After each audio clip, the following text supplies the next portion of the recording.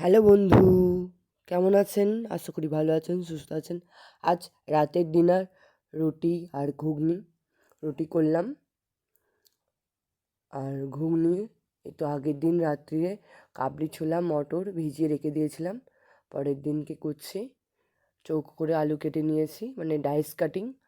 আর একটা হচ্ছে গিয়ে একটা গোটা আলু সঙ্গে সব সেদ্ধ করতে বসেছি। সিটি মেরেছি 5টা, প্রেশার কুকারে সিটি দিয়েছি 5টা। তারপর কড়া বসিয়ে নিলাম, তেল, শুকনো লঙ্কা, তেজপাতা দিয়ে এবার মশলার রেল গাড়ি দেবো।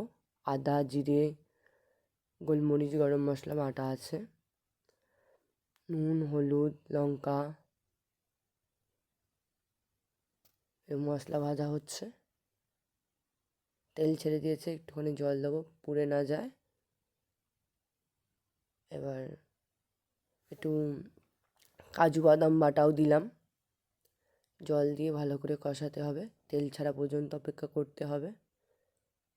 এইবার এরপরে ঘুগনিটা ঘুগনির সেদ্ধ কড়াইগুলো আলু মটর সব দিয়ে দিলাম। আর বড় যে আলু, একটা গোটা আলু দিয়েছিলাম ওইটা ভেঙে দিলাম যেন একটু গাঢ় গাঢ় হয়।